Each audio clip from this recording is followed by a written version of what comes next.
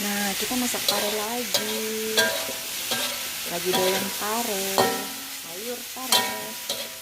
Nih, intinya yang enak tuh di bumbunya. Nih, tuh.